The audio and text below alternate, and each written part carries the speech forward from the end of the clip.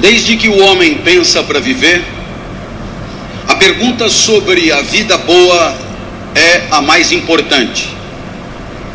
Em relação a essa pergunta, todas as outras são secundárias.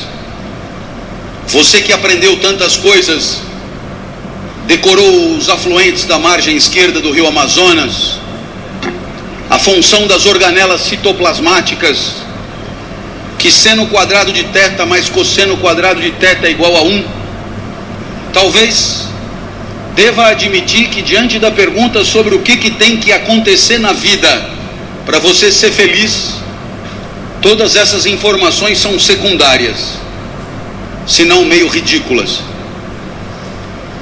A verdade é que a reflexão sobre a vida boa atravessa os séculos, e o homem sempre deixa registros na história do pensamento daquilo que sempre considerou o filé mignon da vida, o que de mais importante deve acontecer para que ela seja bem sucedida. Lá na mitologia, Homero escreveu a Odisseia, e a Odisseia, você sabe, é a aventura de Ulisses. Ulisses é o nosso herói, a Odisseia é a sua aventura.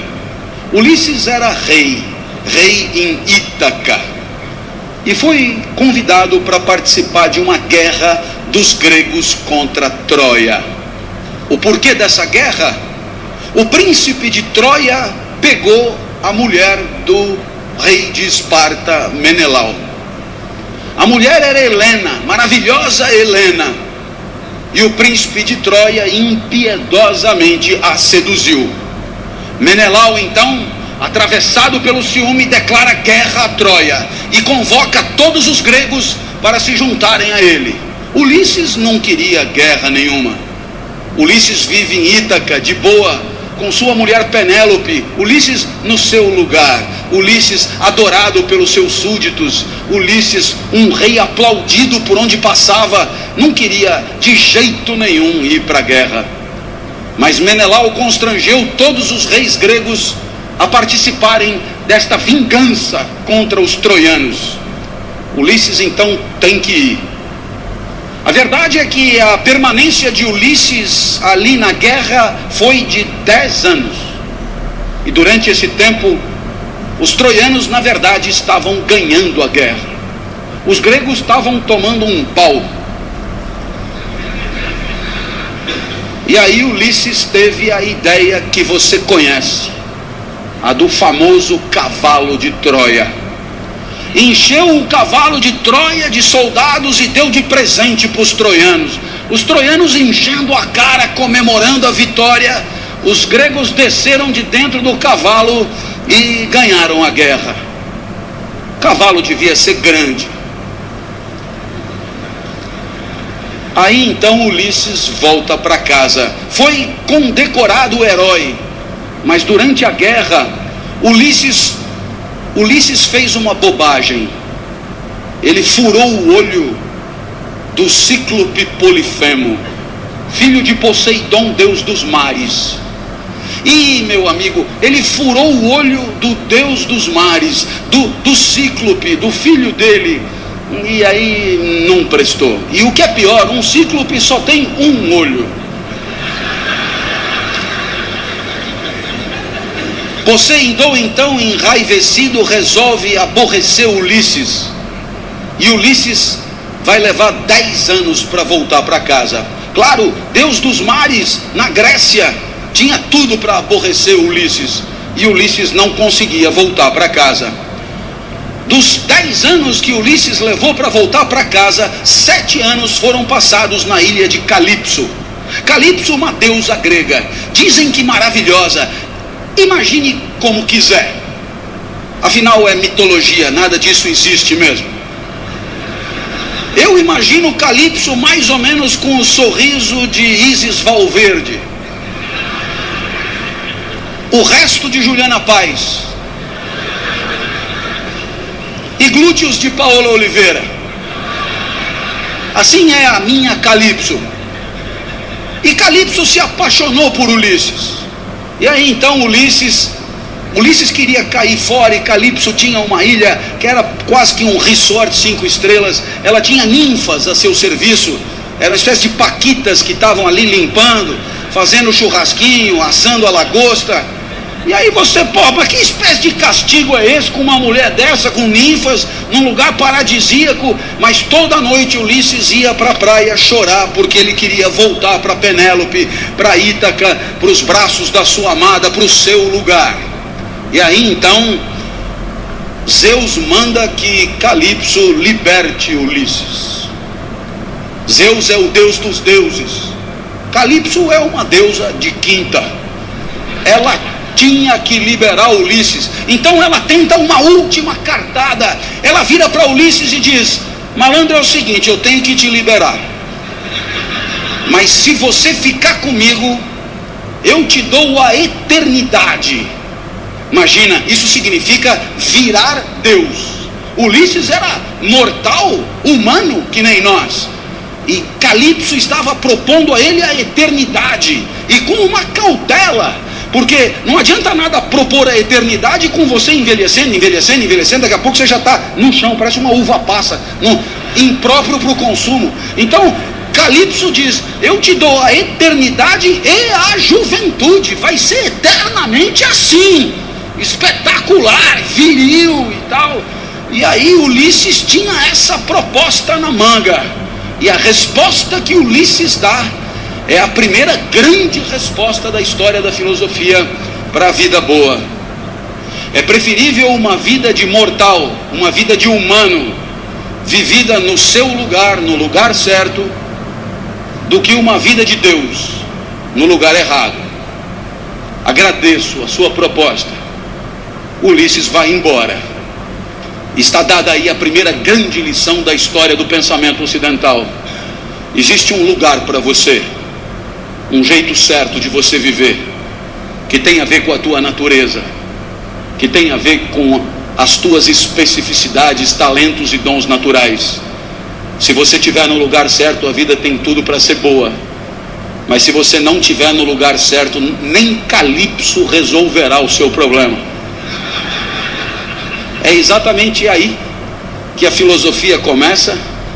O que será que a vida tem que ter para valer a pena? E o primeiro grande pensador será Aristóteles. 350 antes de Cristo, Aristóteles garante que o filé mignon da vida, o que definitivamente tem que acontecer, aquilo que você tem que buscar do nascimento à cova, é a excelência de si mesmo. E a excelência de si mesmo é o pleno desabrochar da própria natureza, é ir o mais longe possível dados os recursos naturais que são os teus. E assim você imagina que um pequeno desenhista buscará a excelência no desenho, o pequeno cantor buscará a excelência no canto. E assim Neymar buscou a excelência jogando futebol, César Cielo buscou a excelência nadando.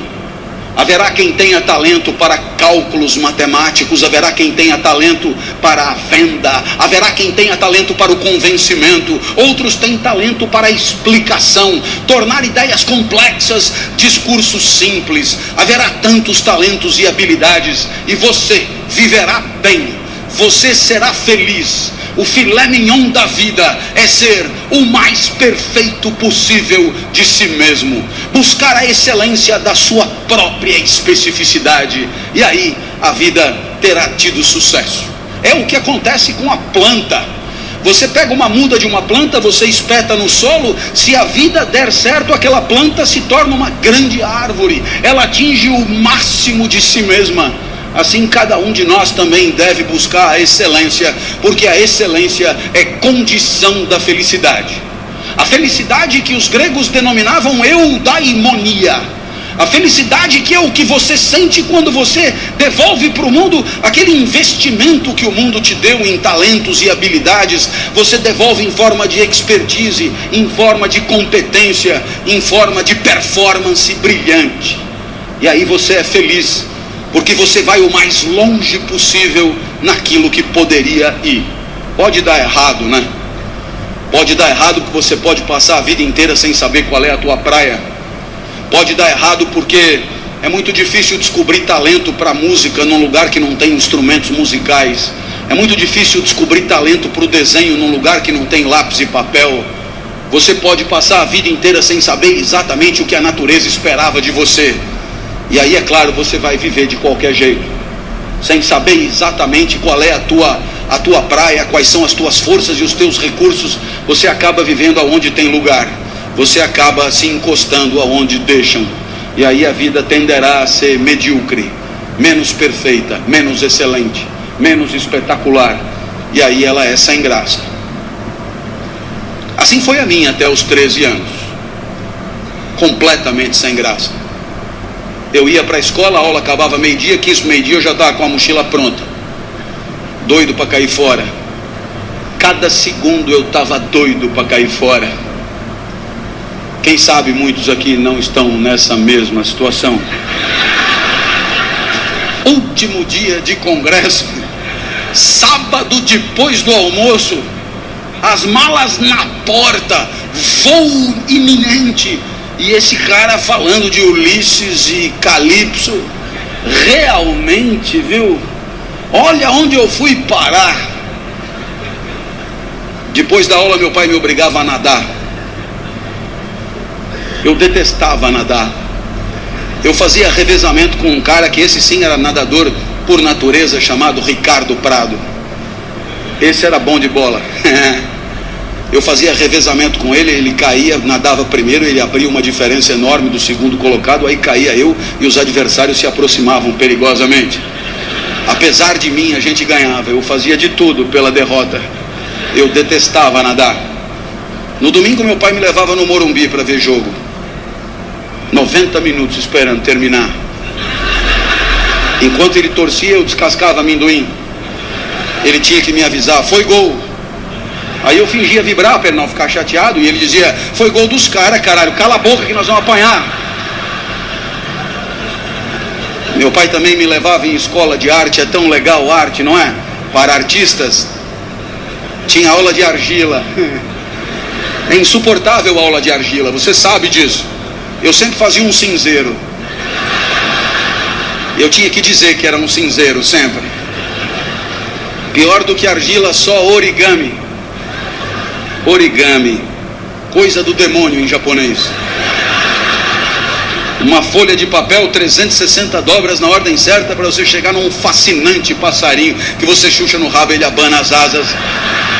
Errou uma dobra, fudeu o passarinho. Nunca o meu passarinho abanaria as asas quando chuchado no rabo.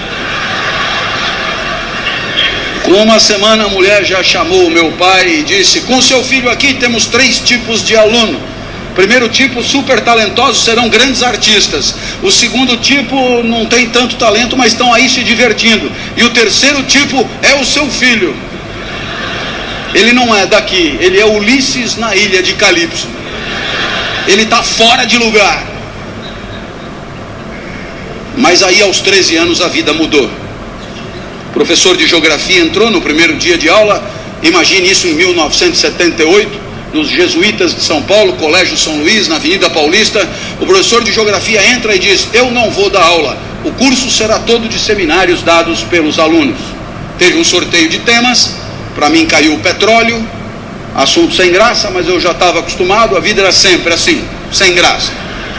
Fui para casa estudar, na época me chamavam de CDF, hoje me chamariam de nerd. Eu tirava 10 em tudo, mas não vibrava com nada. No meio do semestre chegou a minha vez. Subi num palquinho da classe, olhei para a classe e estava apinhado de gente. Imagina um lugar apinhado de gente. Colegas de outras classes vieram assistir. Os professores deixaram que viessem e vieram junto. Eu tinha fama de doido, isso ajudava a atrair as pessoas. Eu era muito esquisito quando eu era criança.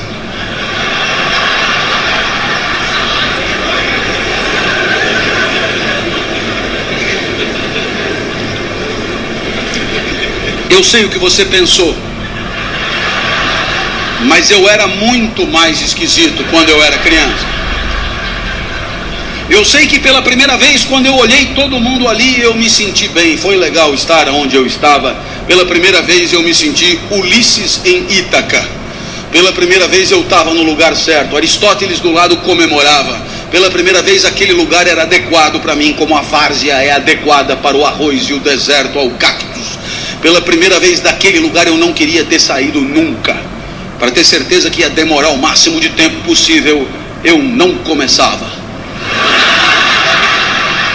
E olhava para todos em silêncio, os colegas se cutucavam. Esse cara é mais doido do que eu imaginava. O professor me ameaçou: comece, eu vou lhe dar 0. Eu tive que começar, cheio de entusiasmo. Falei tudo o que eu sabia sobre o petróleo, mas eu falei rápido demais. Quando eu acabei, faltavam 50 minutos ainda. Um colega disse: professor, deixa ele continuar falando, é tão legal o jeito que ele fala. E o professor disse: ele que fale, a aula é dele. Nossa, que dilema, que dilema. Eu não queria sair dali, mas não sabia mais porra nenhuma para falar. Então eu decidi inventar sobre o petróleo. Quando eu decidi inventar, eu lembrei do meu pai. O meu pai sempre foi a pessoa mais importante da minha vida. Foi o meu pai que me criou. E o meu pai, ele nunca estudou, mas ele dizia coisas que depois eu encontrei na filosofia mais sofisticada. Você certamente já ouviu falar de um pensador do século XIX chamado Nietzsche, que escreveu uma obra complicadíssima intitulada Assim Falava Zaratustra. Pois muito bem, nessa obra tem uma fala que meu pai dizia praticamente com as mesmas palavras. Olha só a comparação. O filósofo dizia: demore o tempo que for para perceber o que você quer da vida. E o meu pai dizia: não tenha pressa na hora de viver. Aí o filósofo dizia: percebendo o que quer da vida, não recue ante nenhum pretexto. E o meu pai dizia: para trás nem para pegar impulso.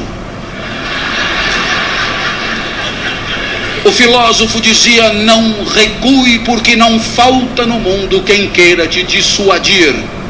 E o meu pai dizia: não recua, porque o mundo está cheio de gente querendo te fuder. E o meu pai ainda sempre acrescentava com carinho para mim: seu bosta. Eu lembrei do meu pai, eu me empertiguei, ali não tinha mais como recuar, e eu disse: bem, o que eu falei até aqui está no livro de vocês, é só ler, está fácil. A partir de agora eu peço que anotem, porque o que eu disser não está escrito em lugar nenhum. Olhei para trás e vi que o professor arriou os óculos intrigadíssimo. Eu tive medo, mas eu lembrei do meu pai. Seu bosta. Ali não tinha mais volta. E eu comecei: não adianta nada ter petróleo no seu território se o petróleo não presta. Tem petróleo bom, mas tem petróleo ruim. Tem petróleo que não energiza nada. O petróleo não tem a mesma qualidade pelo mundo afora. Da onde eu tirei isso, não me pergunte. Mas dando palestra na Petrobras, eles me garantiram: a intuição é perfeita, tinha petróleo que não presta mesmo, tem petróleo que não energiza nada. Eu já sabia aos 13 anos. Então eu me levantei mais e disse: todo mundo sabe que o melhor petróleo do mundo é o petróleo da Romênia. Começaram a anotar. Eu achei fascinante que anotassem. Então eu expliquei: do norte da Romênia, claro, região da Moldávia. A Moldávia não existe. Eu tirei das aventuras de Tintim. Eu olhei para trás e vi que o professor balançava incrédulo. Ele não devia entender nada daquilo. Eu não sei nem onde fica a Moldávia. Esse cara não pode estar zoando com a minha cara. Eu vi que era hora de quebrar ele no meio, aproveitar a fragilidade dele. Perguntei: o senhor sabia disso? Ele olhou apavorado e disse: não sabia. Eu falei: então anota para aprender alguma coisa.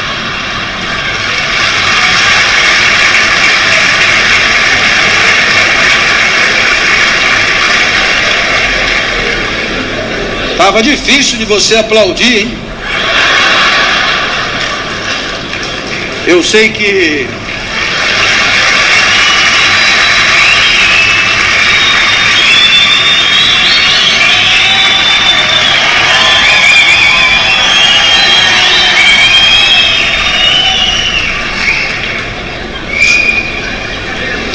Vamos fazer desse evento um evento inesquecível.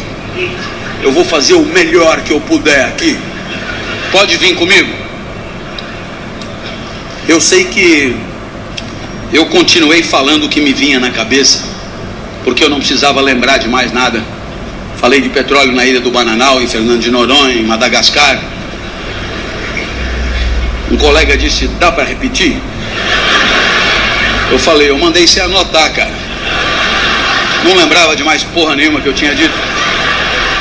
Terminou o seminário, vieram os aplausos frenéticos, e um outro colega falou: professor, deixa ele dar todos os seminários. O professor falou: mas ele só estudou sobre o petróleo. Eu falei: quem falou? Saí dali eufórico, fui encontrar o Fusca branco do meu pai, e o meu pai nunca tinha me visto correr, nem andar. Eu me arrastava, na verdade.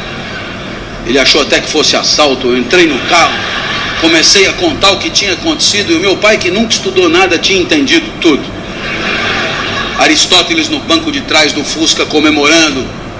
Eu tinha encontrado Ítaca. Ali eu tinha achado o meu lugar. Ítaca para mim é a sala de aula. É ali onde a vida feliz é possível. É ali onde a excelência eu venho buscando nos últimos 30 anos. É ali onde a felicidade atravessou a minha vida. Dali nunca mais saí. Os gregos comemoram mais uma vida bem-sucedida. Aquela pequena goiabeira que virou uma grande goiabeira. Aquela pequena planta que não encruou, mas vingou. Essa é a reflexão primeira da história do pensamento. A reflexão de que tem um lugar para você, porque você tem uma natureza que é só sua, que você, descobrindo qual é a tua praia, a busca da excelência é a própria felicidade. A felicidade é ir o mais longe possível, ser o mais perfeito possível e devolver para o mundo, em forma de performance, aquilo que o mundo te deu em forma de potencialidade, em forma de talento, em forma de recurso natural. Essa foi a primeira resposta do nosso encontro. Os gregos morreram, Aristóteles morreu, e o pensamento grego foi pouco a pouco sendo substituído por um outro jeito de pensar a vida, o homem, o universo. E esse outro jeito também tinha um grande líder, um grande mestre espiritual, chamado Jesus. Jesus nasceu em Nazaré, 350 anos depois de Aristóteles. Aristóteles, você sabe, era grego, estudou na academia de Platão. Jesus era judeu e se formou no judaísmo. Aristóteles tornou-se um subversivo na academia. Jesus tornou-se um subversivo no judaísmo. Jesus disse coisas que ninguém tinha dito antes. E Jesus, grande sábio que era, respondeu à nossa pergunta: o que a vida tem que ter para valer a pena? E a resposta de Jesus é impactante até hoje. Por mais que vivamos numa sociedade de cultura cristã, a resposta de Jesus, quando anunciada com clareza, produz extraordinário impacto nos espíritos de quem ouve. O filé mignon da vida, a vida que de fato vale a pena, é a vida assumidamente dedicada ao outro. Isso é absolutamente incrível, sobretudo para nós, acostumados a ouvir que o sucesso da nossa vida tem a ver com o nosso próprio ganho, com a nossa própria riqueza, com o nosso próprio conforto, com o nosso próprio poder. Jesus dirá mais ou menos o contrário. O filé mignon da vida, aquilo que fará de você um vivente feliz, é a entrega, é proporcionar, é alavancar, é permitir que o outro viva melhor do que viveria se você não existisse, é permitir que o outro sorria o sorriso que, se você não fosse, ele não sorriria, é permitir que o outro sinta a alegria que, se você não estivesse, ele não sentiria. E aí sim, você terá vivido vida boa, vida que valeu a pena. Lição de Jesus. Bem, os exemplos podem ir ao infinito. Basta que alguém que você ame fique doente, para que você gaste no único cheque tudo que tinha guardado para si. E aí você descobre rápido o que vale mesmo na hora de viver. A minha filha Natália é a mais nova dos meus filhos, tem 13 anos hoje. Quando tinha 4, foi acometida de gravíssima doença, rara no Ocidente. Síndrome de Kawasaki, um vírus letal. Funciona mais ou menos assim. Esse vírus só aparece em crianças de 4 a 6 anos. Esse vírus, se desincubar, mata a criança na hora. Mas tem uma vantagem: se ele não desincubar por 2 anos, ele acaba morrendo e a criança está definitivamente curada. 2 anos só, 2 anos esperando. Eu olhava para minha filha na UTI e eu me dizia: por que não troca? Eu fico no lugar. A vantagem é óbvia. Eu fico aqui e a criança fica livre disso. Como não estava dando certo, eu fiz proposta irrecusável. Pegue 20 crianças com isso. Ponha os 20 bichos em mim e liberte as 20 crianças. Agora a vantagem é mais do que óbvia. Não esqueça de pôr a minha filha no meio. Bem, pensando assim, eu aprendi coisas sobre mim. Coisas que eu não sabia. Eu aprendi que para mim a vida não era o bem de maior valor. Continuar vivo não era o mais importante. Porque se fosse o mais importante, eu não trocaria. Se fosse o mais importante, eu jamais faria aquela proposta. Então naquele momento eu aprendi que havia alguma coisa que valia mais do que continuar vivo. Eu aprendi então a maior lição de Jesus de Nazaré. A maior lição. O que mais vale na vida. O filé mignon da vida. Eu aprendi que o amor vale mais do que a própria vida. Por isso propunha a troca.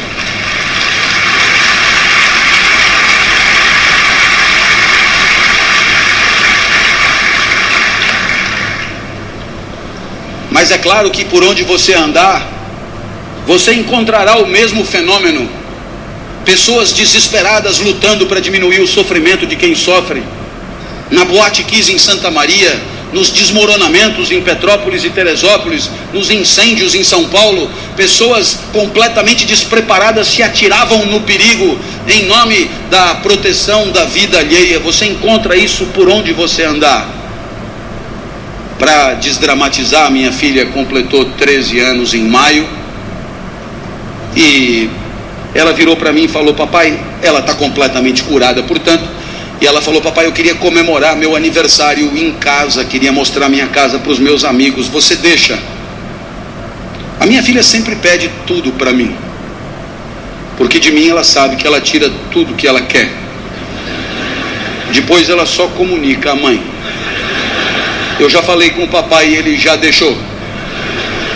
Vieram 39, subiram no mesmo elevador, invadiram o apartamento no mesmo segundo. E quando eu vi aquele enxame de criança entrando em casa, me lembrei de uma poetisa búlgara que dizia mais ou menos assim: criança pequena é como água, ocupa todos os espaços. Eu me tranquei no quarto, mas a poetisa tem razão, todos os espaços. Papai, queremos brincar aí também. Minha filha, para onde você quer que eu vá? Você não gosta tanto da padaria? Vai para a padaria e espera lá, leva o celular que eu te aviso. E aí eu te pergunto, Que espécie de idiota passaria 3 horas de sábado numa padaria, esperando que uma criança o autorize a voltar para sua própria casa? Esse idiota somos todos nós, não somos? Que um dia percebemos que o sorriso da criança amada vale qualquer padaria. Minha filha me autorizou a voltar, e quando eu cheguei em casa, porque ela é muito legal, ela virou para mim e disse: papai, muito obrigado por ter deixado, eu me diverti muito. Eu sou emotivo, rapidamente as lágrimas brotam, e ela continuou então inapelável: eu queria te dizer mais uma coisa, eu adoro ser sua filha. Nossa, eu para ouvir aquilo passaria uma semana na padaria. Eu acho que eu abriria uma padaria. Nesse momento você poderia imaginar que o exemplo de Jesus encontra abrigo em situações de afetos familiares, e você poderia imaginar que aqui é trabalho, evento profissional, competidores à flor da pele, com sangue no olho e faca nos dentes. A lição de Jesus não encontraria lugar aqui. Eu tendo a discordar. Há 30 anos, como professor universitário, me perguntam por que escolhi essa profissão. E eu costumo brincar dizendo que Jesus explica. Porque se a vida boa é a vida dedicada aos outros, se o filé mignon da vida é a vida onde cada jaula e cada caloria é destinada a alegrar quem está na frente, se a vida boa é a vida em que o outro e o seu desabrochar são o maior valor, admita que a minha profissão é imbatível. Tudo é pelo aluno, é para o aluno, em função do aluno. É o aluno que aprende, é o aluno que se forma, é o aluno que se capacita, é o aluno que se prepara, é o aluno que se posiciona no mercado, é o aluno que volta para você depois que está trabalhando para continuar estudando. Tudo é por ele, cada aula preparada, cada livro escrito, cada ensinamento dado é para que ele possa pensar melhor e viver melhor. Nada volta, nem salário tem. É evidente que é pelo aluno. Mas eu falo do professor a título de exemplo. Todas as demais profissões podem ser assim. Quando o médico volta para casa à tarde e às 4 da manhã é acordado, ao se levantar, ele talvez ganhe mais do que o professor, mas não é por causa disso que ele levanta. Nem ele, nem o dentista, nem o advogado, nem o psicólogo, nem ninguém. E aí eu costumo dizer, disse até uma vez num evento de mídia que depois na internet atravessou o país, que trabalhar é quebrar o galho de alguém. Trabalhar é quebrar o galho de alguém com conhecimento de causa. Trabalhar é quebrar o galho de alguém com formação. Trabalhar é quebrar o galho de alguém com método, com expertise, com protocolo. Mas trabalhar é, antes de tudo, quebrar o galho de alguém. Feliz daquele que consegue enxergar na alegria do outro o resultado das suas ações, do seu investimento, da sua dedicação e do seu empenho. E é evidente que alguém como você, que trabalha com um valor maior de felicidade, que é a segurança, é evidente que alguém como você tem claro no seu espírito que se você se empenha por progredir, por ampliar seus negócios, por servir ao maior número de pessoas, muito antes do que pensar no próprio enriquecimento, muito antes de pensar no próprio acúmulo de recursos, muito antes de pensar na própria fatia de mercado, muito antes de pensar em si, você sabe o quão bem você faz às pessoas que bateram a sua porta. Você sabe o quanto as pessoas confiaram em você para bater a sua porta. Você sabe o quanto as pessoas que não dominam o setor como você domina, confiaram em você para entregar a você a segurança daqueles que ela mais ama, seu maior tesouro, seu bem mais precioso. E você enxerga isso, entende a responsabilidade que é a sua, e sabe que a tua maior responsabilidade não está na simples ampliação dos teus negócios, mas está na proteção daqueles que acreditaram em você, na proteção daqueles que em situação de não defesa, de situação de insegurança, vieram bater a porta e confiaram nos serviços que oferecem.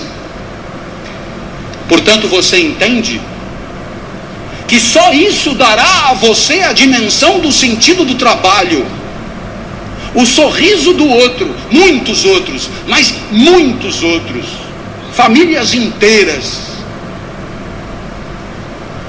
enorme quantidade de gente que sorri um pouco mais, por se sentir um pouco mais seguro. Aí está o sentido do seu trabalho. O resto é tabela, números, gráficos, de frieza impiedosa, e que pouco ou nada justificariam o seu empenho extra, a sua dedicação extra, porque é exatamente olhando no olho daqueles que confiam em você, que você se sente importante, e não contribuindo com números frios e porcentagens que nelas mesmas nada querem dizer. Essa é a lição de Jesus de Nazaré. Até porque você um dia vai perceber que não precisa jantar 5 vezes na mesma noite. Jante só 4. Vai fazer bem para você. E você terá gente feliz do lado, gente que não ia comer, te fazendo companhia. Uma homenagem a Jesus, segundo o sábio do nosso encontro.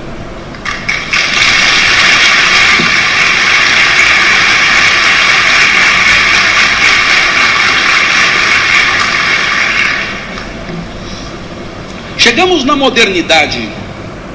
Para aqueles que estão com a mochila pronta, um alento, eu já passei da metade. Chegamos na modernidade e o homem descobre que o universo não é uma máquina, como queria Aristóteles. O homem descobre que o universo é uma zona, infinito, e ele é povoado por energia em trânsito. O homem então percebe, com Copérnico, Galileu e Newton, que a sua própria vida é energia emanada por um aglomerado de matéria que em algum momento se deteriora e se reconstrói. O homem percebe que existe vida enquanto existir energia, e que a sua própria vida é energia que dura um certo tempo. O grande mestre agora é Spinoza, pensador holandês, um dos 3 maiores da história do pensamento. Spinoza pensará simples assim: se a vida é energia, a vida boa é com muita energia. Essa energia que é a nossa, ele vai denominar de potência de agir. Anote aí: potência de agir. Quantidade de energia que dispomos para viver num determinado segundo. Contemple aí a minha potência de agir. Potência de agir, energia vital. Vontade de continuar vivo, tesão pela vida, libido, são outros nomes para a mesma coisa. Se a vida é energia, sua potência de agir tem que estar superior a 0, porque se bater no 0 a vida acabou, e você é o tempo inteiro uma luta pela potência de agir em alta. Potência de agir. A filosofia de Spinoza é um estudo criterioso das condições da preservação da potência de agir. E aí você sabe que ela oscila ela oscila porque você está no mundo, o mundo se relaciona com você, o mundo te afeta, o mundo te transforma, e como você é energia, é claro, o mundo faz oscilar a tua energia. Exemplo, outro dia estava no centro da cidade de São Paulo, onde eu estudei por 5 anos quando eu era moleque, fiz a faculdade de Direito ali no Largo de São Francisco, então eu fui até o centro da cidade, e aí passei por um daqueles restaurantes do centro e tinha lá, prato do dia, rabada com polenta e salada de agrião. Eu falei, opa, é isso mesmo, adoro rabada, adoro polenta, adoro. Sentei e falei, traz uma. Aí veio aquilo, parecia bom, comecei a comer e eu percebi rapidamente que o encontro da rabada com o meu corpo não foi potencializador para mim. A minha potência de agir começou a despencar rapidamente. Todas as células do meu corpo viram um exército contra a rabada apequenadora. Aí então eu comecei a suar frio, comecei a tentar eliminar a rabada por todos os orifícios que havia possíveis. E aí fui parar no hospital, cheguei no hospital num estado de precariedade e sujeira imenso, porque eu já tinha feito de tudo. A moça do hospital me conhecia na porta e disse, professor, o que aconteceu? Eu disse, é rabada em forma de vômito, senhora.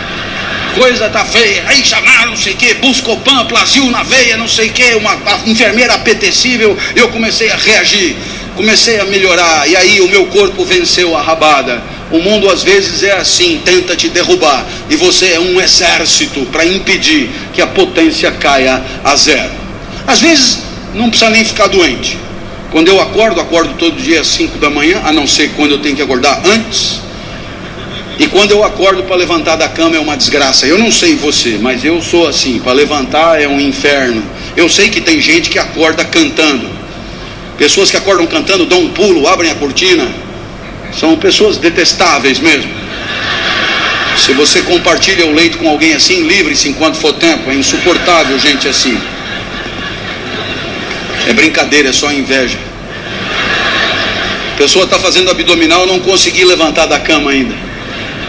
Aí eu vou me arrastando até o vaso, e no vaso eu já melhoro um tostãozinho, ganho de potência de agir. Tomo uma ducha, ganho de potência de agir. Tomo um cafezinho, dá uma espertada, ganho de potência de agir. Saio de casa às 6h30 para não pegar trânsito, deixo minha filha na escola, passo na frente do estádio do Pacaembu, venho por dentro de um bairro chamado Vila Madalena para não pegar trânsito, chego na cidade universitária, no bairro do Butantã, grandes espaços, grandes áreas verdes.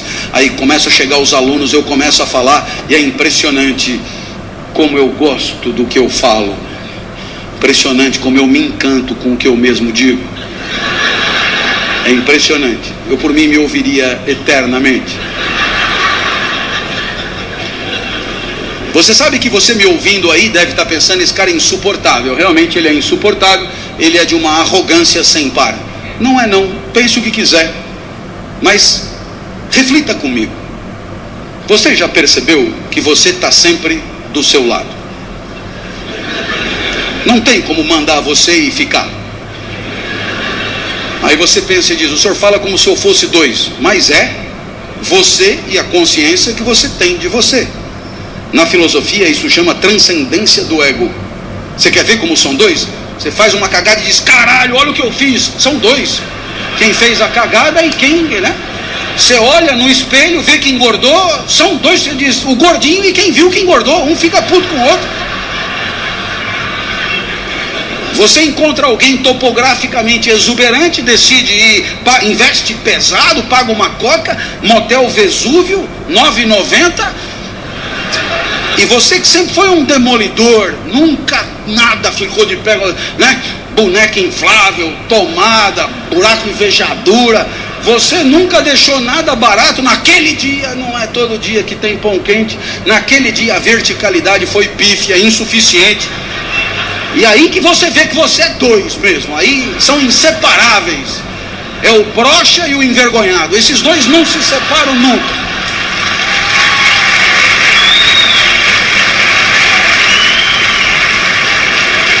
Se você é dois, e você está sempre do seu lado, se você será sempre o espetáculo mais recorrente para você, se você vai ser sempre o seu mais fiel espectador, goste do que você faz. Senão não tem chance da vida valer a pena. Eu adoro isso aqui. Você deve perceber. Às 10 horas da manhã eu estou em cima da mesa gritando. E você perguntará: professor, o que aconteceu? 5 horas da manhã o senhor não conseguia levantar da cama, 10 horas da manhã o senhor está em cima da mesa gritando, o que aconteceu? Spinoza explica: houve ganho de potência de agir. E Spinoza vai dar um nome para isso, uma palavra que você usa o tempo inteiro, uma palavra que você conhece, que hoje aprende o significado: alegria. Alegria, conceito da filosofia do século XVII. Alegria, passagem para um estado mais potente do próprio ser. Alegria, alegria é a maior distância da morte. Alegria, energia em alta. Alegria, nosso filé mignon da vida. Alegria, condições da alegria, mundo alegrador. Não sei se já aconteceu contigo, você do nada você encontra alguém que um dia você já conheceu, alguém que você não esperava de jeito nenhum encontrar, alguém que não passava nem mais remotamente na sua cabeça encontrar, e você encontra e você fica perplexo, você fica absolutamente encantado com aquele reencontro, e aí a alegria é indisfarçável, a alegria é soberana, e aquela pessoa que acabou de aparecer na sua frente é causa da tua alegria. Eu te pergunto, se você não amar o mundo quando o mundo te alegra, se você não amar o mundo quando o mundo te distancia da morte, vai amar o quê? O amor é alegria pelo mundo quando o mundo nos alegra. Lição de Spinoza: alegria. Você não tem o direito de patrocinar para si uma tristeza crônica. Você não tem o direito de aceitar passivamente que happy hour seja às 18 horas de sexta-feira. Não tem porquê a felicidade demorar tanto. Alegria segunda às 8 da manhã. Alegria no trabalho, não fora dele. Alegria pelo que você faz, não depois que acaba. Alegria pelo exercício profissional, não no descanso. A alegria que comece antes. Patrocine a você a alegria. É a chance, esse momento. Você deve pensar assim: se o senhor todo dia às 10 horas está alegre, eu acho que eu vou dar aula de ética lá na sua universidade. Não foi isso que eu falei, amigo. Isso sou eu, é um exemplo. E como você deve perceber olhando para mim, eu sou diferente de você. O mundo que me alegra não é o mesmo mundo que te alegra. Portanto, vá procurar a alegria no seu canto.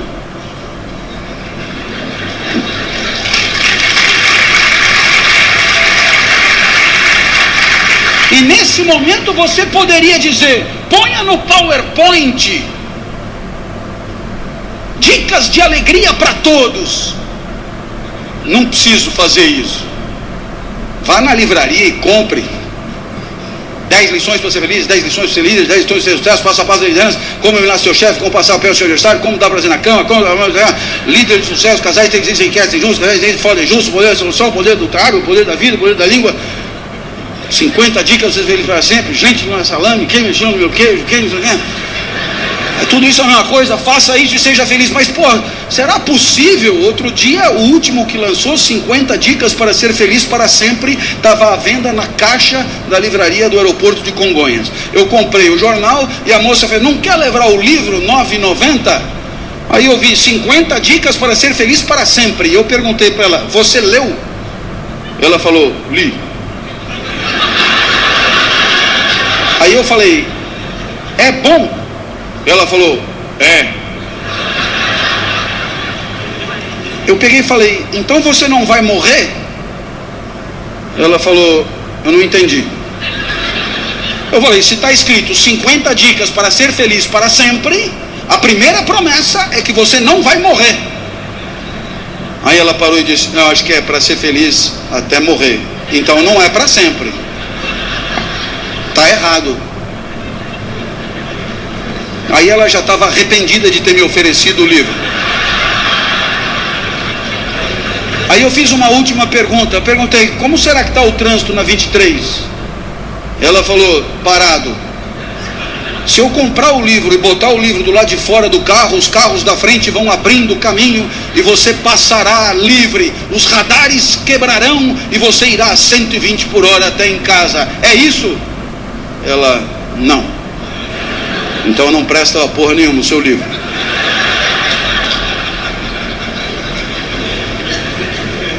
Não tem fórmula para todos?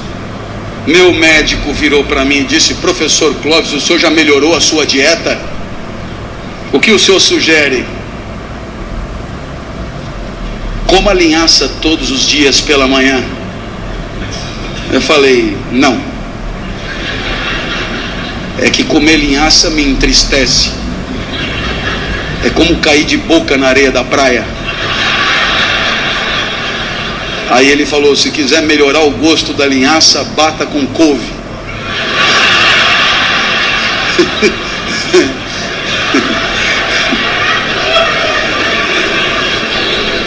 Eu falei: falando em couve, eu vou fazer uma feijoada sábado, quer vir?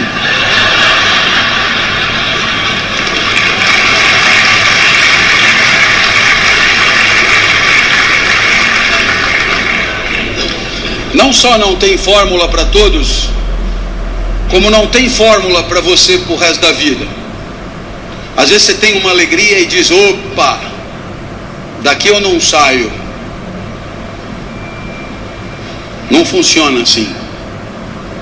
No mundo da vida, o trânsito da existência faz com que amanhã você seja outro em relação a hoje. As células não são mais as mesmas, os neurônios não são mais os mesmos, as ideias mudaram, os afetos, as sensações, nada permaneceu. Aquilo que te alegra hoje poderá bem não te alegrar amanhã.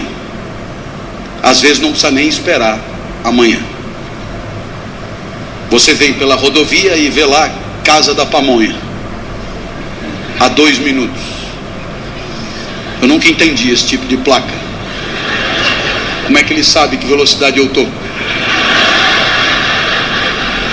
E se eu tiver a pé?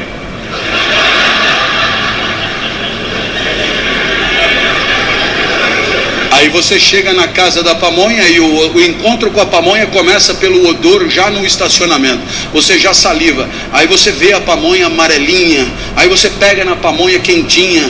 Aí você abre a pamonha, tira o elástico, desencapa a pamonha, desencapa a pamonha, desencapa a pamonha, desencapa a pamonha, desencapa a pamonha. Aí você degusta a pamonha está do caralho, a pamonha está alegradora, a pamonha vivifica, a pamonha é boa, porque ela é causa da tua alegria, você ama a pamonha, espetacular, pamonha, causa da tua alegria. Aí você comete um erro grave e pensa: se essa pamonha me alegrou, então pamonhas me alegram. Pamonha e eu tudo a ver, sou um comedor de pamonha. E aí você pede a segunda. A segunda gozado já não está tão boa. Você já percebeu como nunca a segunda é tão boa? A segunda já não está tão boa. Por que a segunda não está tão boa? Porque o comedor da segunda pamonha não é mais o comedor da primeira pamonha. E por que não é mais? Porque tem milho no bucho, taxa glicêmica, menos fome, é outro corpo. Então o encontro com a segunda pamonha é outro encontro, menos alegrador. Mas você é fiel à pamonha, pede a terceira. Cabra macho. Na 10ª pamonha você percebe que tem algum problema na sua teoria de comedor de pamonha. A 10ª pamonha desorganiza as relações vitais. A 10ª pamonha te apequena a potência violentamente. A 10ª pamonha já não consegue comer fora do vaso. Se você não parar, vai morrer. A mesma pamonha que te alegrou está na iminência de te matar. Em meia hora. Hein? O que vale para a pamonha vale para qualquer coisa. Matrimônio, por exemplo. Quase sempre a lua de mel corresponde à primeira pamonha.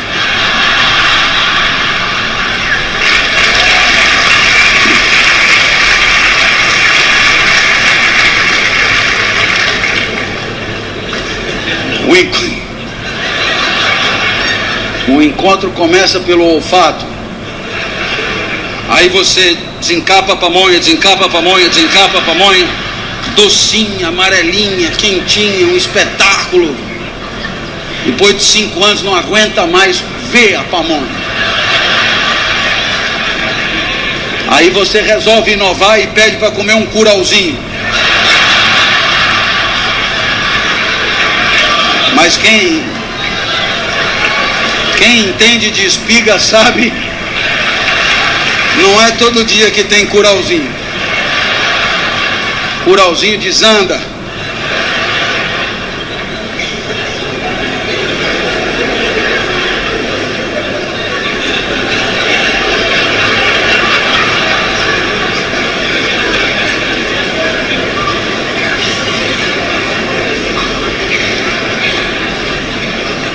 O Brasil meteu 3-0 na Espanha,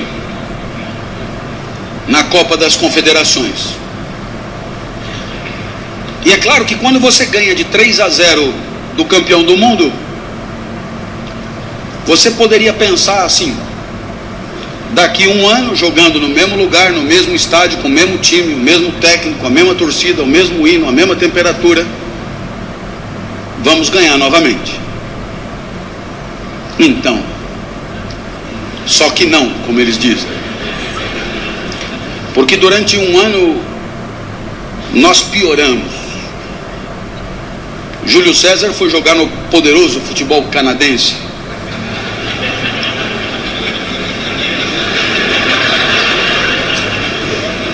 Daniel Alves questionado no Barcelona. Thiago Silva lesionado no PSG. Marcelo perdeu a titularidade no Real Madrid para um português. Paulinho nem no banco fica no Tottenham, ficava. Luiz Gustavo vendido pelo Bayern de Munique. Oscar reserva no Chelsea. Hulk jogando bola com ursos na Sibéria. Fred, Cone, chinelinho e Neymar atropelado por uma carreta colombiana. O nosso time piorou. Ao mesmo tempo que nosso time piorava, nossos adversários se prepararam para nos enfrentar. O técnico da Alemanha, antes da partida, assegurou que o Brasil não pegaria na bola. Eu, quando vi aquilo, desacreditei. Como que esse cara pode afirmar que jogando contra a seleção brasileira de futebol, no Brasil, o Brasil não pegaria na bola? E ele ainda deu exemplos antes do jogo. E ele disse: quando o Júlio César bate tiro de meta, 9 de cada 10 vezes a bola cai com o Oscar. Quando ele sai jogando com a defesa, 9,5 de cada 10 vezes ele sai jogando com o Daniel Alves. Os meus jogadores estão atentos, foram treinados para isso. Se Júlio César tomar distância da bola, vai bater tiro de meta. E 4 alemães estarão em volta do Oscar. Se ele não tomar distância, ele vai sair jogando. 4 alemães estarão em volta de Daniel Alves. E isso em alemão. Wir spielen über Oscar. Então, eu espero que você tenha percebido que depois de 7 pamonhas, talvez tenhamos tido uma excelente oportunidade para uma lição. Uma lição que nos interessa a todos. A vitória de ontem não faz de você um vitorioso por definição. Não é porque aqui nasceram Pelé, Rivelino, Tostão, Garrincha, Didi, Sócrates, Zico, Falcão, que o Brasil é o país do futebol. Eu sei que pode ser chato de ouvir, mas é muito lúcido. A vitória de ontem é a vitória de ontem. A vida é uma sequência de encontros inéditos com o mundo. A vitória de ontem e a alegria de ontem não garantem por si a alegria de hoje. Sobretudo num mundo que se transforma numa velocidade insólita, brindando a todos com complexidade inédita. Assim, as competências que você teve um dia para se alegrar, talvez sejam insuficientes para hoje, porque durante a semana surgiram problemas para os quais você não tem competência. Você terá se transformado em uma semana de vitorioso em fracassado, de alegre em triste. Portanto, a lição de Spinoza é uma lição de humildade. Humildade diante da vida. Não é porque em algumas vezes na minha vida eu triunfei, que eu triunfarei por definição, por decreto, necessariamente. É muito provável que hoje eu tenha que encarar uma dificuldade para a qual eu não esteja preparado. Portanto, se a vitória de ontem não faz de você um vitorioso, cada vitória exige uma nova preparação. Vocês devem imaginar que nessa vida que é a minha hoje de palestrante, cada vez mais palestrante, cada vez menos professor, a minha vida na universidade terminará em dezembro desse ano, depois de 30 anos. Nos dias de hoje, de cada 10 palestras que eu dou, 7 são sobre inovação. E essa preocupação é o resultado de um entendimento que me parece claramente apresentado por Spinoza.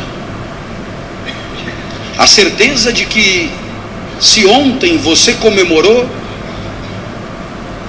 é hora de baixar a bola, começar tudo de novo. Tivemos um ano entre a Copa das Confederações e a Copa do Mundo para descobrir algum novo talento. Tivemos um ano para identificar nossas fragilidades defensivas.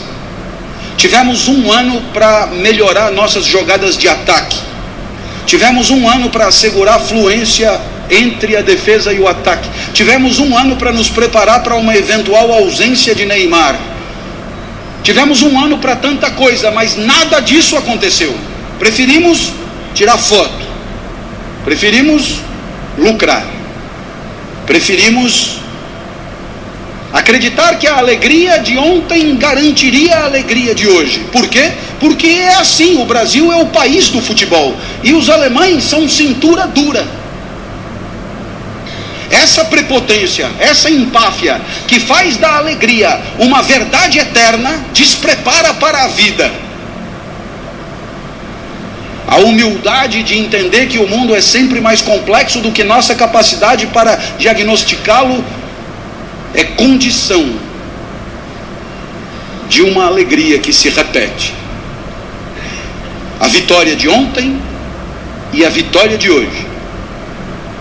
A vitória de ontem merecida, porque houve brio, preparo, dedicação. A vitória de hoje também merecida, mais merecida até, porque não sentamos nos louros da de ontem e nos preparamos tudo de novo, melhor ainda. Chegamos no mundo de hoje, e na hora de refletir sobre a vida que vale a pena, surgirá uma última resposta. Um último esforço, um último arranque. A resposta é do grande sábio Rousseau, Jean-Jacques Rousseau, aquele mesmo da Revolução Francesa, que nasceu na Suíça, mas que ficou muito conhecido por ter ajudado com a sua inteligência a desencadear o processo revolucionário na França. Rousseau dirá que a felicidade do homem nada tem a ver com o resto da natureza, porque a vida do homem nada tem a ver com a vida do resto da natureza. Na natureza tudo é necessariamente do jeito que é, tudo vive necessariamente do jeito que vive, Na natureza, o vento venta do único jeito que poderia ventar. A maré também, o sapo também, a girafa também, a samambaia também. Tudo é necessariamente daquele jeito.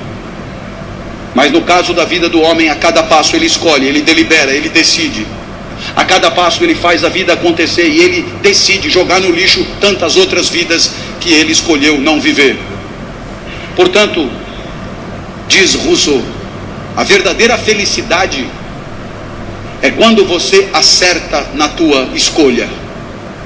A verdadeira felicidade pressupõe o uso adequado da liberdade. Ninguém comemora mitoses e meioses dentro do próprio corpo, porque isso é inapelável, isso acontecerá de qualquer jeito. O homem comemora quando ele acerta tendo podido errar, quando ele triunfa tendo podido fracassar, quando ele ganha tendo podido perder. É aí que ele vibra. A felicidade do homem está ausente do resto da natureza, porque na natureza ninguém escolhe nada. Imagina uma pera grudada na pereira, se ela pudesse decidir não cair. Está chovendo hoje, vamos sujar toda, melhor deixar para cair amanhã. E a pereira diz, melhor cair hoje, amanhã você vai estar madura demais, quando cair vai se esborrachar. E a pera diz, não quero cair, vão acabar me comendo. Essa é a história da pera que decidiu apodrecer na pereira. História ridícula. Pera, quando tem que cair, cai, acabou, todo mundo sabe. Mas o meu filho mais velho tem 27 anos.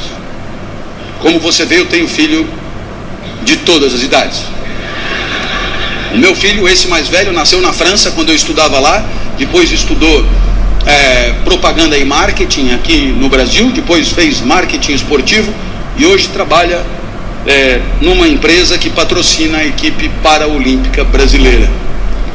O meu filho mora comigo, ganha muito mais do que eu, e eu às vezes me pergunto, será que ele não vai vazar daqui algum dia? Não. Tenho tantos planos para o quarto dele, mas toda vez que ele vem falar comigo sobre a vida, ele me diz o contrário do que eu acho que finalmente ele vai anunciar. Puxa, pai, como eu sou feliz de morar aqui com você. O meu filho é uma pera que apodrecerá na pereira.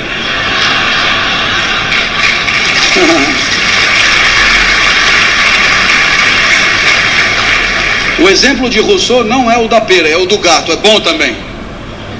Quem tem gato sabe. Gato é irritantemente gato. Gato gateia.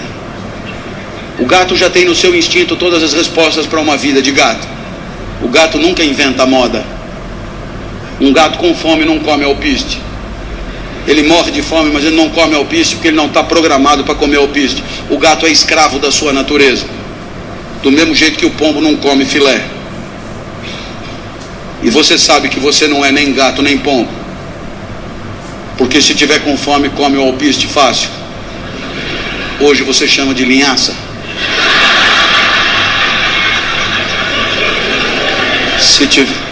Se tiver com fome, come o filé assado, cozido na chapa, frita, cavalo, cru com ovo cru.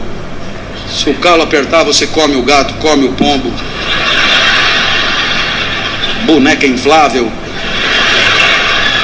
Antigamente se dizia que o céu é o limite, mas o homem já furou o céu há muito tempo. Para o homem não há limite.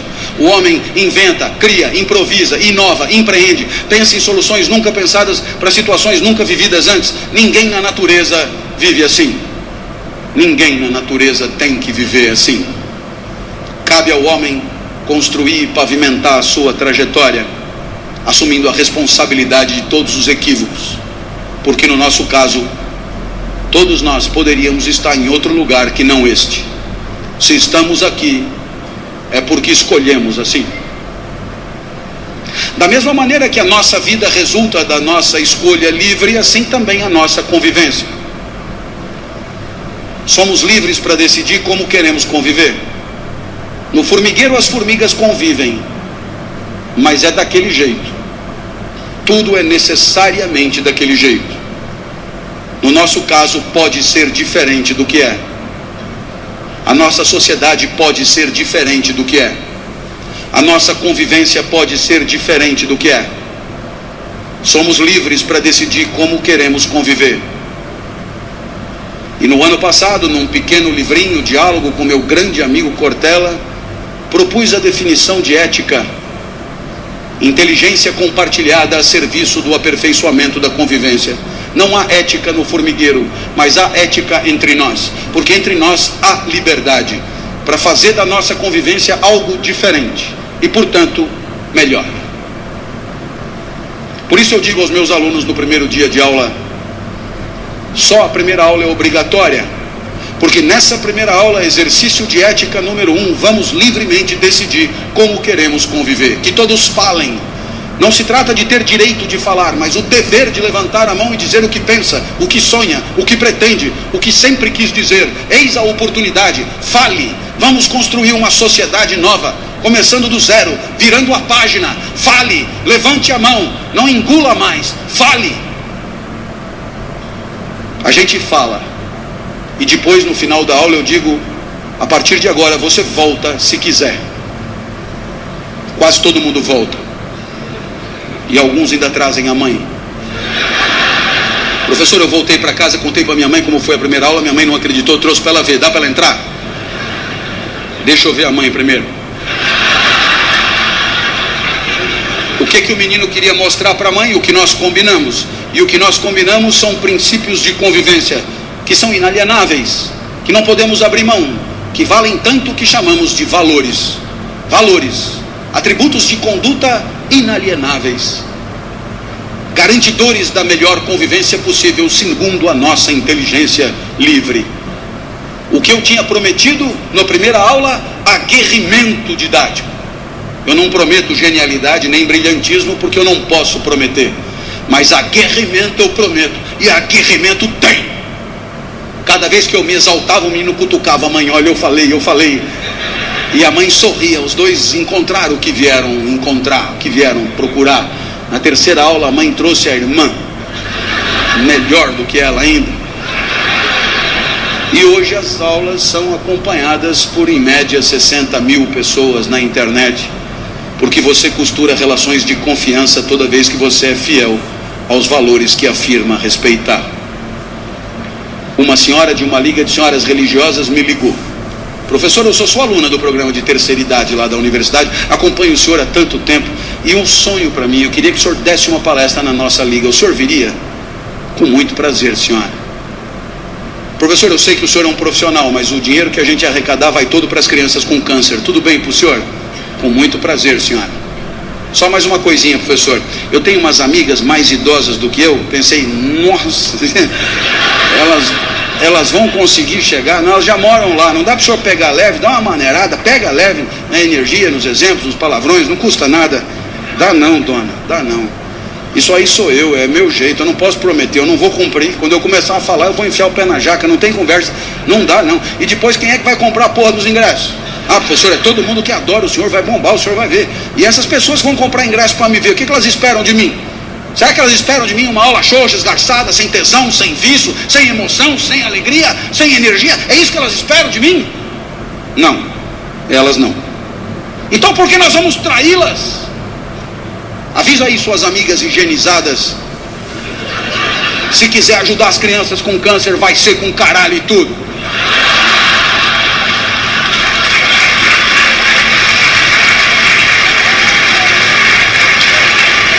Eu nunca falei tanto caralho numa palestra como naquela. Eu só vi as velhotas se acomodando na cadeira, mas depois do quinto caralho eu acho que se afeiçoaram, porque já pediram outra. Professor, só não pode esquecer o caralho, hein? Tem certas coisas difíceis de deixar em casa, dona. Os valores da gente.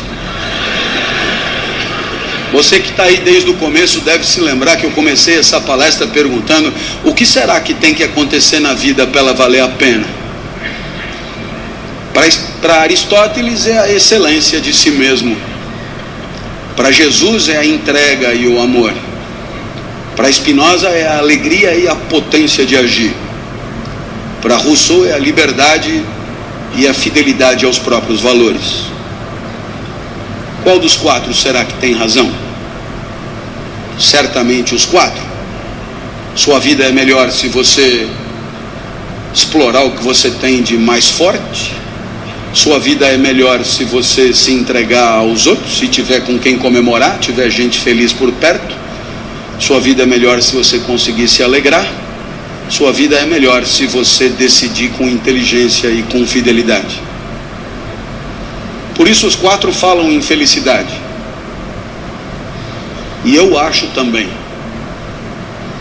Felicidade é um instante da vida que a gente gostaria de um dia repetir. Um instante da vida que você gostaria que não acabasse ali. Um instante da vida que você gostaria que num outro dia a gente fizesse de novo. Felicidade é esse instante que você um dia pretendeu a eternidade. Felicidade é esse instante que você lamenta que tudo na vida tenha um fim. Felicidade é esse instante que, se Deus quiser, um dia a gente vai repetir. Porque eu espero que pelo menos por um segundo você tenha rido e desfrutado. Que pelo menos por um segundo tenha pensado em coisas que não tinha pensado antes.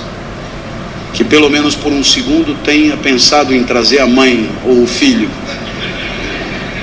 E se alguma dessas coisas aconteceu, admita. Nesse singelo segundo você foi feliz. E se eu sair de casa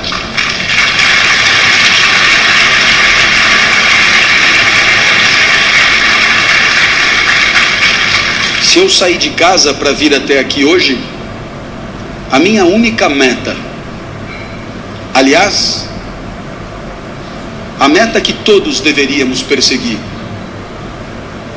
a meta das metas, proporcionar a alguém que eu nunca vi, proporcionar a alguém que eu não conheço,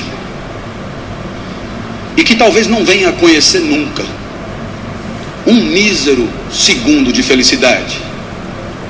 Se todos nós nos dispuséssemos a ter como meta a felicidade daqueles que confiam em nós, todos nós patrocinaríamos para nós mesmos uma sociedade mais digna, uma sociedade mais honesta, uma sociedade mais justa e, portanto, uma sociedade para deixar para os nossos filhos. Tomara você tenha sido feliz por um segundo. Tomara eu tenha conseguido o que eu pretendia. Oxalá um dia repitamos. Até a próxima, se Deus quiser.